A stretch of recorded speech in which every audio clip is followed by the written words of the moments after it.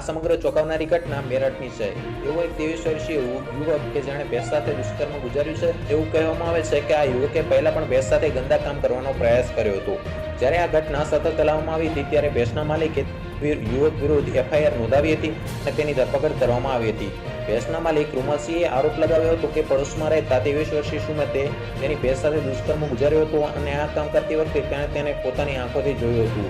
એવું કહેવામાં આવે છે કે સુમિત એ રૂમાલસિંહનો પાડોશી છે અને લાંબા સમયથી ભેંસ સાથે ખોટા કામો કરતો હતો। એવો દાવો કરવામાં આવ્યો છે કે આ પહેલા પણ સુમિતે રૂમાલસિંહની ભેંસ પર 2 વાર દુષ્કર્મ ગુજાર્યો હતો। ભેંસના માલિકે જણાવ્યું હતું કે 26મી મેના રાત્રે તેણે આવું કૃત્ય કર્યું હતું। ત્યારબાદ 29મી મેના રોજ ભેંસ પર દુષ્કર્મ ગુજારતો હતો। લોકોની મદદથી તેને પકડી પાડવામાં આવ્યો હતો અને પોલીસ સ્ટેશન મોકલવામાં આવ્યો હતો। આ ઘટના ચોંકાવનારી છે તેમજ આશ્ચર્યજનક પણ છે। આ ઉપરાંત કોઈ પણ વ્યક્તિને વિચારવા પણ મજબૂર કરી શકે છે। કોઈ પણ સંસ્કારી સમાજમાં પ્રાણીઓ સાથેની આવી વિચિત્ર કરતૂતો યોગ્ય ગણી શકાય નહીં, પરંતુ મિત્રો મેરઠમાં આવી ચોંકાવનારી ઘટના સામે આવી છે અને પોલીસે આરોપીની અનેક કલમો હેઠળ ધરપકડ કરી છે। એવું કહેવામાં આવે છે કે કલમ 377 અને કલમ 11 હેઠળ રિપોર્ટ નોંધવામાં આવ્યો છે અને હવે આરોપી જેલની હવા ખાવાની તૈયારીમાં છે।